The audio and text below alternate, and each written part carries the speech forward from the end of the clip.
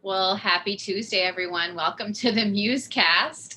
I'm Shawna Boren, and we've got Osheta and Dan Kent, and we are so thankful for you being with us this week.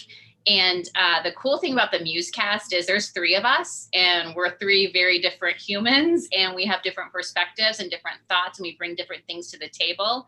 And hopefully you find that helpful and enjoyable. And so this week we got the opportunity to hear from Greg. And guess what, guys? We're still in the liminal space. Yes, we are indeed. Haven't moved.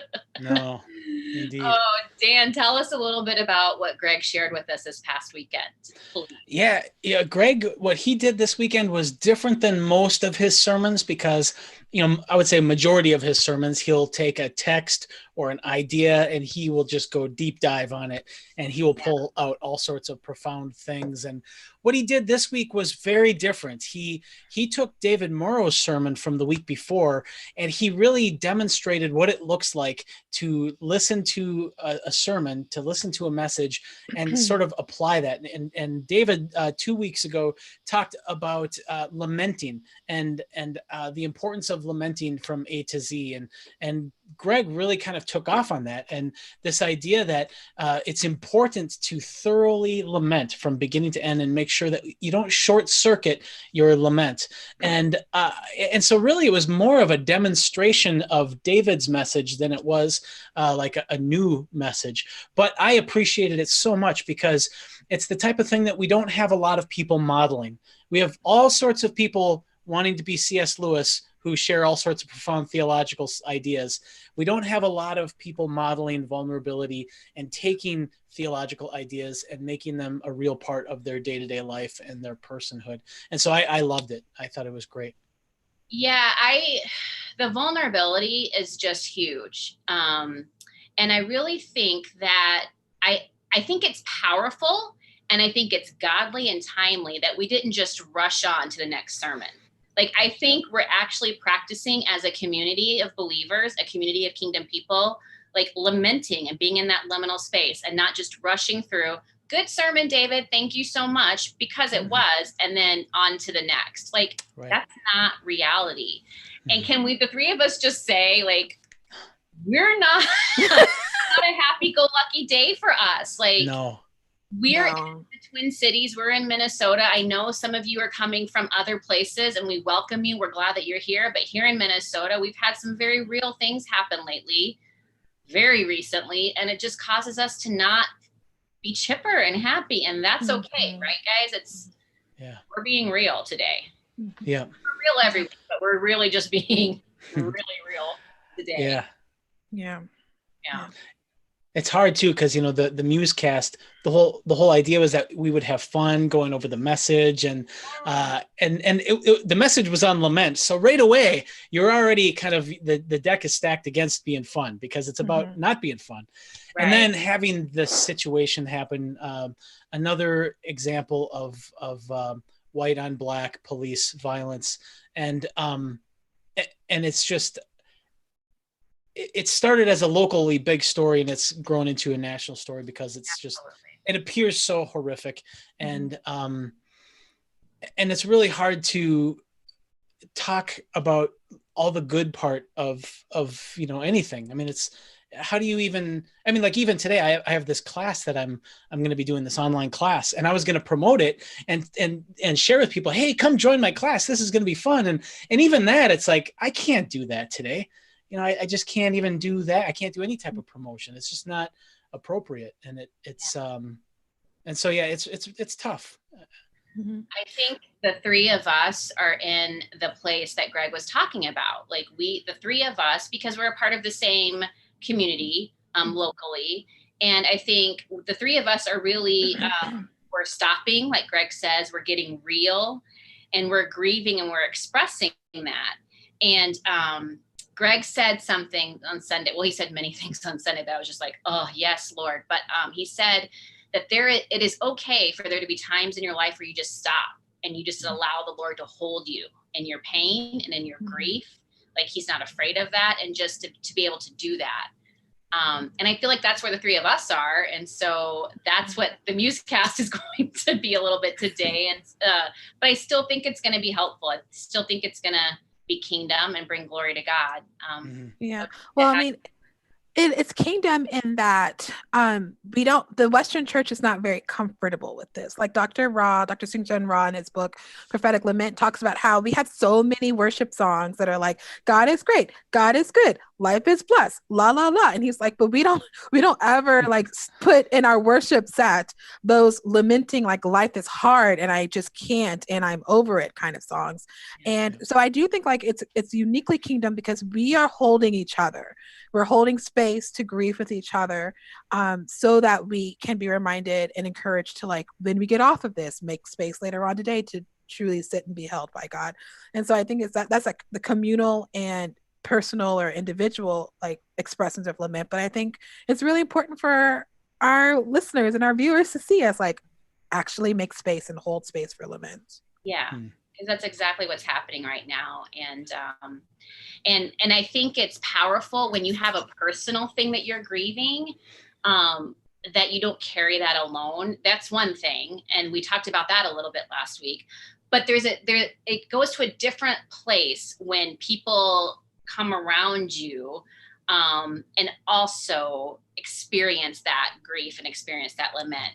Not that we're wanting everyone to be sad, but that it's powerful for someone that looks like Osheta, for someone that looks like Shawna, to have someone that looks like Dan come alongside us and say, I see that pain. I feel that pain as well. And it is okay to cry out to God with that pain. What do you think about that, Dan? Well, I have so many thoughts. It's overwhelming, but I know that I feel torn. Like in our situation here today in Minnesota with this case of violence, part of me wants to watch the video so that I can feel the pain and feel the injustice. And then another part of me doesn't want to watch the video because I don't want to see another case where a Black person's life appears to be treated as if it doesn't mean anything. And I don't want to validate that. And so those are the types of conflicts that we all experience. And, from a white guy's perspective, I'm afraid of saying anything, and because I'm out of touch, I can't really understand. But I can say from my perspective, what really sucks is that, like, I'm the type of guy who, like, I wear the clown shoes and I like to bring joy to situations, and I like to take things that people are afraid of and expose the monster for the feeble creature that it really is. That's what I like to do.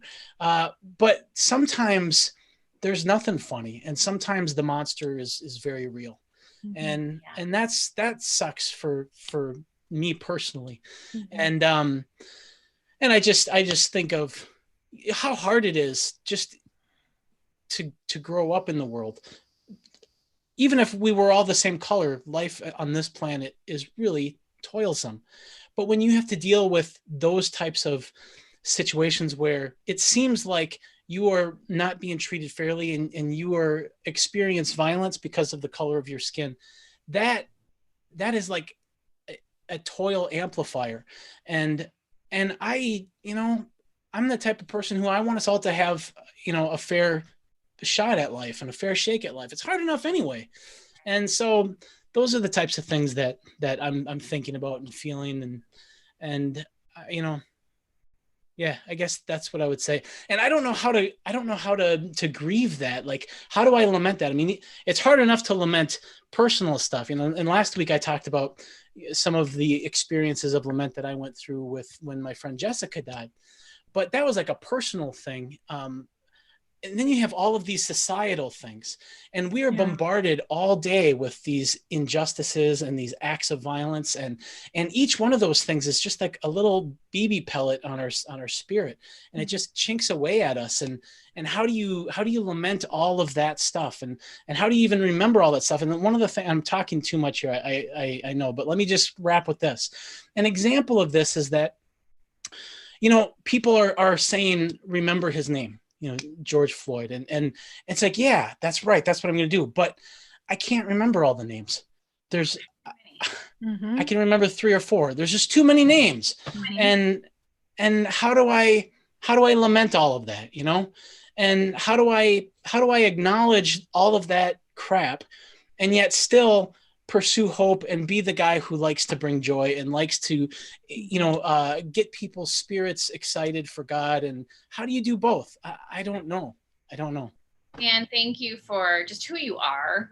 And thank you for your partnership. And thank you for asking those questions. I think that's all a part of the process. It's a part of the journey. And one of the things, Osheta, that Greg said was to trust God's character, right? Mm-hmm. Trust God's character when we're in this liminal space, when we're in this season of lament, and give him the pain, give him our losses, just give him whatever it is that we're struggling with. And so what does that look like? Because like Dan said, like we have these societal things that are huge and big and sometimes too numerous to name, but that also affects personally. And so what does it look like to trust God with that pain that keeps occurring over and again?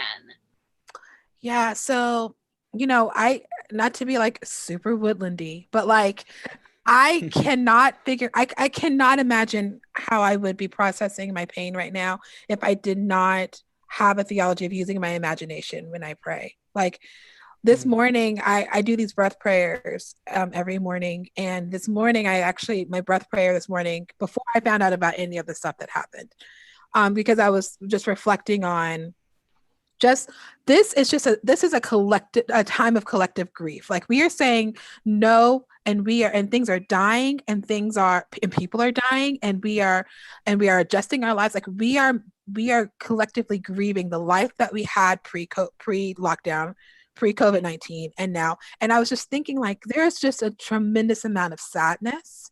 Yeah. And this morning, my breath prayer was, Jesus, I am sad, but you are with me. And I did that like 4 or 5 times. And I went through spiritual direction where I had a spiritual director teach me that when I'm suffering like that, or I'm in a process of grieving or lamenting, to imagine Jesus sitting with me and I'm just venting all of my pain and frustration. And he is just matching, like mirroring my pain. Like, yep, that's the worst. Nope, that's not what I wanted for you.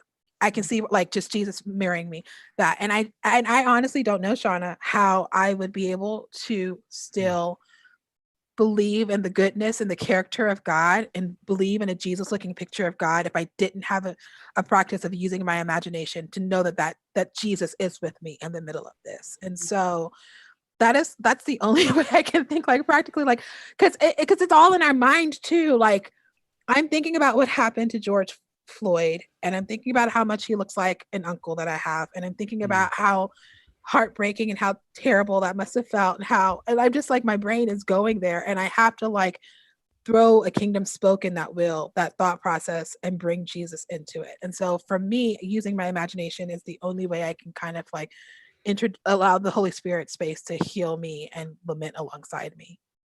Yeah. And I think something that I've had to do, and it seems like quite a bit lately, I don't know what that's about, but it feels like COVID, being inside, not being able to go places, people losing their lives, losing their livelihood. Mm-hmm.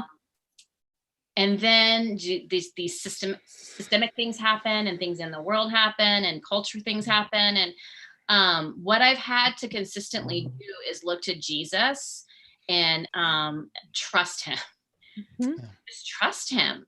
Not trust him that it's all just going to magically go away, but just trust him that he sees, and trust him that he cares, and trust him that that's not what he desires for us as his people.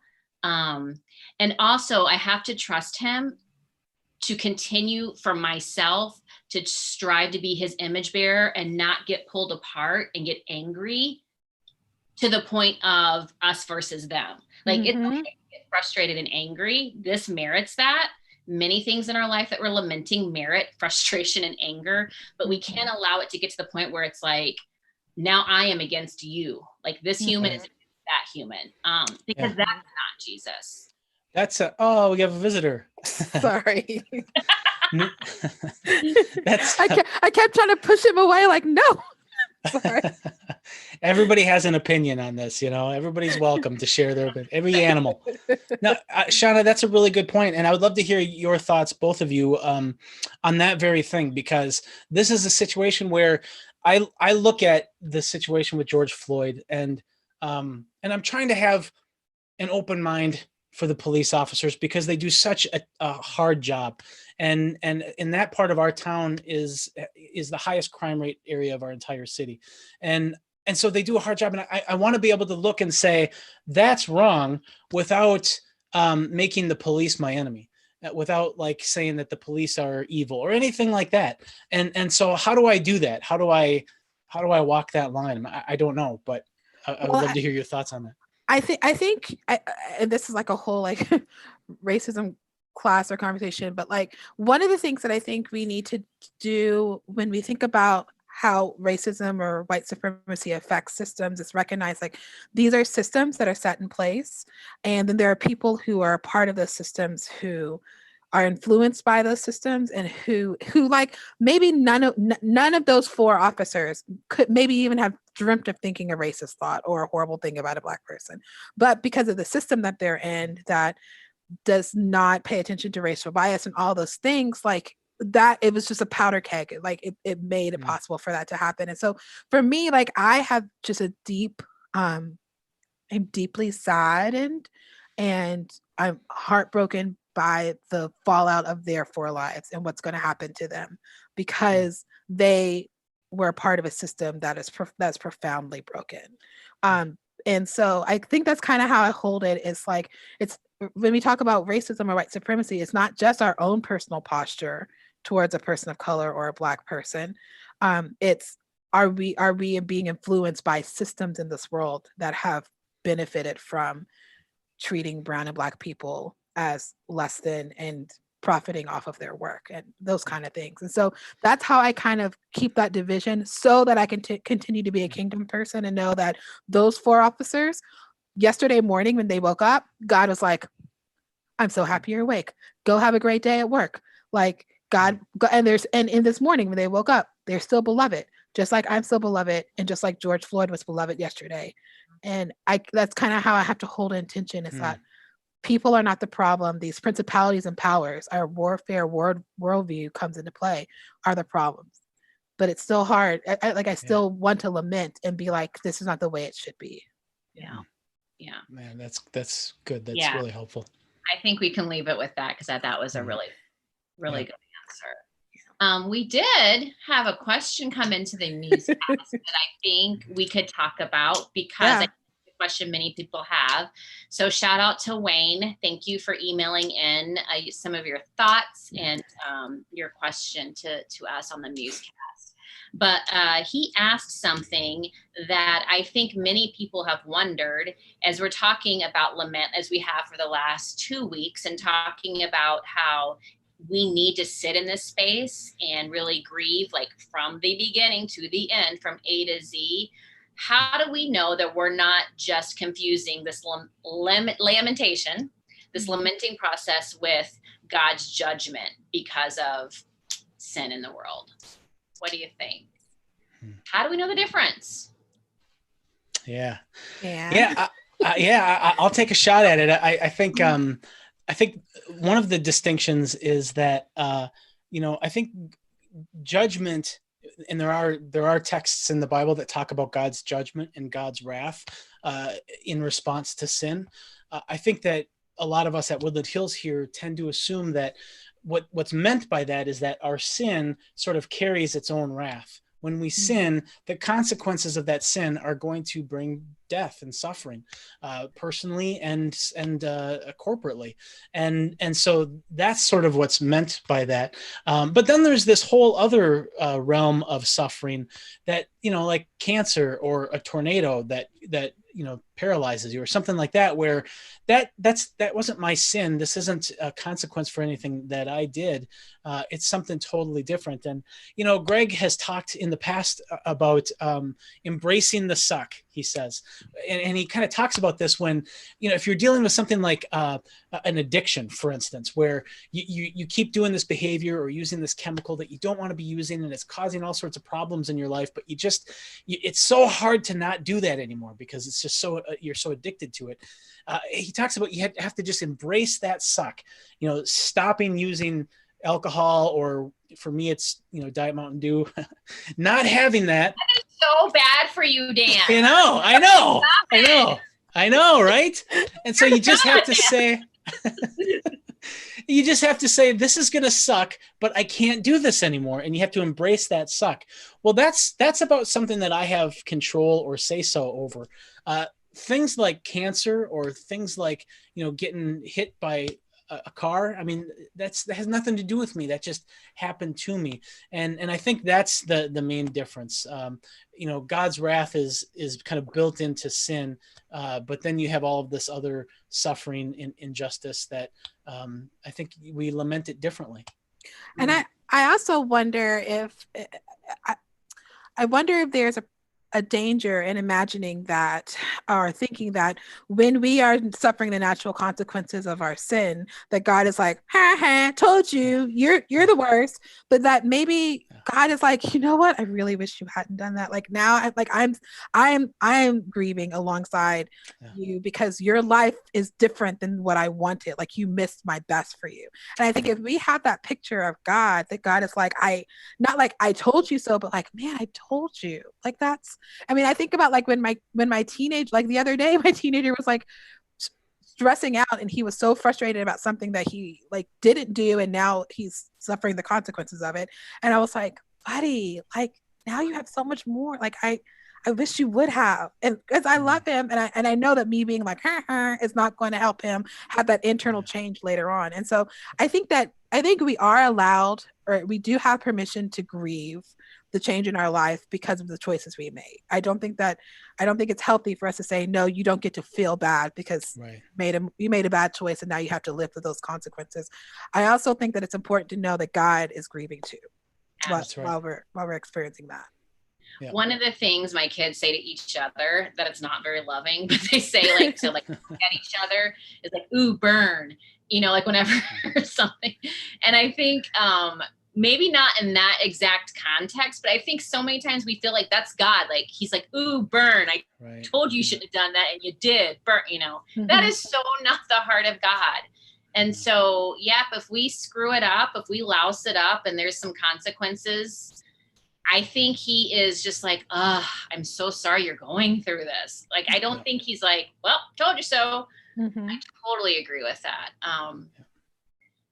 And then I think the things that just happen to happen because we live in a fallen world. We're a part of this life that is just not yet kingdom perfected. He absolutely is like, I don't want this for you. I don't want this for you. Mm-hmm. One of the things that Greg talked about that he did that I don't want to hear, but I know it's necessary, is he talked about literally going through from A to Z and just spending space and time with all of it. Mm-hmm. And he he just like cracked himself open, like he said, and just shared some of the things that's been going on in his life the last 4 years. And I found myself resistant in wanting to sit with the Lord and myself and my thoughts and my pain and my hurt and do that. Like, it's like I can give you COVID-19. Okay. And in a separate time, I can give you, the tragedy that happens to Black and brown bodies, like all too often. I can give you pain from my childhood, but to sit and give it to him all at the same, like, that just seems huge and daunting. And yet I have to trust him that he can handle it and that I can handle it because he is holding me through it. Yeah. What have been y'all's experiences with that process? I mean, I feel like this is my my like gong that I always sound, but I mean it's like personal and it's communal, right? Like I am a big fan. I am a huge fan of letting people know when I'm about to like do something hard for my faith. Like if I'm about to go through a fast or not on Instagram. Don't be a jerk about it. Tell everybody what you're doing. But like, I'm like if I know, okay, the spirit is leading me to sit and go through A to Z because because resentment's building up in me and doubt is building up in me and anger is building up. And I just got like, I'm a big fan of like calling a trusted friend and say like, hey, I'm going to do this tomorrow morning during my prayer time. I'd love it if you'd pray for me. Can I circle back and just tell you kind of any insights just so that we know like we are the hands and feet of Jesus, right? And so that being held, it's not just like this spiritual esoteric idea that happens in our one-on-one prayer time. It's also like we get to hold, well, appropriately, COVID-19, but we get to hold each other, And so I think like, yeah, it's scary because we're imagining I'm going to have to sit with this and then I'm going to have to go do the laundry and walk the dog and go about my day, but right. Like, if you're going to sit with it, you have some kind of support. Like this is why therapists, this is why therapists are in business. They are the ones who sit while people go through A to Z. And so don't think you have to do it all on your own is what I'm saying. Yeah. I think that's awesome. And I think what I've done when I've done well with it, and I don't know what percentage of my life I've done well and which I haven't. It probably leans towards not well mostly, but when I have done well, I've been consistent at journaling, where I just write down. Sometimes I just write down like it's almost like a set of instructions. I got up, I did this, I saw that, I went to bed. I mean, no big deal. But then sometimes there's just like I saw this commercial that wasn't supposed to be sad, and I started crying. I think this is why. And I started writing out why. And just being able to name that, it sort of like pulls it out of the junk drawer and puts it on the counter. Because, like we talked about last week, if we don't like lament these things, they end up in our junk drawer, and that just grows and grows and grows. And so for me, journaling has been probably the most consistent, helpful thing I've done throughout my life. Do either of you journal? I do. Sometimes. I don't because I don't want to, and this is I don't want to like go back and see proof of something that I had to process or lament. Yeah, that's fair. At that. I tend to go for drives. People who know me well know this. I tend to go for drives and just have it out with me and God, and I cry and I pull over and I receive his peace. And sometimes I feel like he speaks to me certain things, and that's just kind of my time with him. That's just kind of how I purge myself of all the things that I'm going through. Journaling, I'm afraid, Dan. I'm afraid, Osheta, to journal. Can I ask a question? Because I wonder, because we're talking about like going through it from A to Z, like Greg described, and I wonder, is that going through A to Z like a one-time thing? Like we clear out our junk drawer and then we like make sure we don't ever like put that junk back in the drawer. Like we put the pins back where the pins belong, or so that meaning like when we experience pain, we have a practice of lament that's like, okay, this is how I work through it. I'm held in this moment and we've worked through it. Or is it because Greg's like stuff spanned several years, like 4 years, I think. Is it one of these things where we are saying we're going to go through it A to Z and it's not going to happen in one sitting? It's going to be a little bit at a time, but as long as you're being faithful to show up and say, yeah, and we're going to think about this thing. So what do you feel like it's more of? God, I hope it's more. A puddle on the floor in the fetal. I don't have time for that. You would not see me for a while. Where's Shawna? Oh, she's lamenting. Okay. It's gonna be a minute.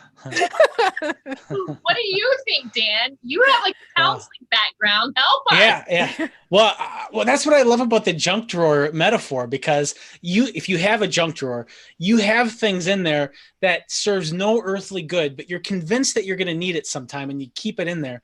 And that's sort of like the stuff. I mean, that we have stuff inside of us that's like, I have to deal with that at some point. And that was a big traumatic thing. But, I've got a job and I'm doing all right. I'm paying my bills. and I've got a pretty good marriage, and so I don't really need to deal with that, and so it just stays there, and someday I'll probably have to deal with that, and the problem with that is it will jump out at you. I mean, it will pop out, and it will cause problems. And so I think you do have to go at it. And the thing is that it's hard to really process and lament things all at once, because you don't understand the three-dimensional nature of it all at once. You don't really understand what the trauma was and how it was traumatic for you until you have different experiences that reveal why that was traumatic to you.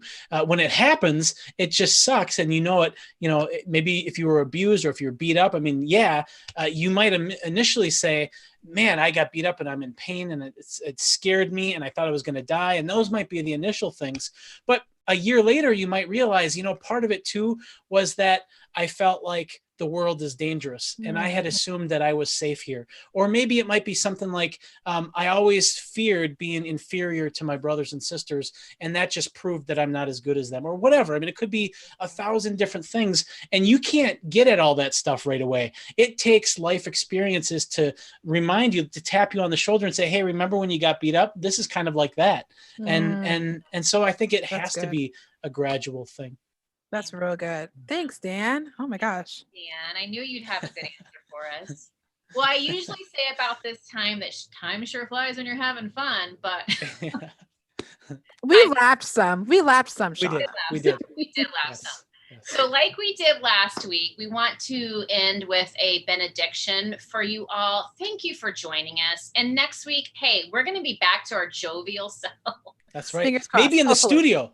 Maybe in the studio. Yeah, we might be in our new studio at the church. So we'll see. But thank you for tuning in. We hope to see you next week. Remember to send in your questions or comments throughout the week, and just be blessed. And don't be afraid just to sit still and allow God just to tend to your pain, tend to your hurt. We don't have to rush through it, and he's not afraid of it. Yep. So listen to Osheta as she blesses us as we go. All right. If you feel comfortable and you're in a space to do so, just extend your hands and receive this blessing. Maybe this will be the kickstart that you need to begin working through your pain and your grief A to Z. All right. And this is again from Jan Richardson's prayer or poem that David Morrill introduced us to a couple weeks ago. So receive this benediction. You will want to outrun the grief. You will want to keep turning toward the horizon, watching for what was lost to come back, to return to you and never leave again. For now, hear me when I say, all you need to do is to still yourself, is to turn toward one another, is to stay, wait and see what comes, to fill the gaping hole in your chest. Wait with your hands open to receive what could never come except to what is empty and hollow. You cannot know it now, cannot even imagine what lies ahead, but I tell you the day is coming when breath will fill your lungs as it is never before. And with your own ears, you will hear words coming to you new and startling, and you will dream dreams, and you will see the world ablaze with blessing. Wait for it. Still yourself. Stay. Amen, friends. Amen.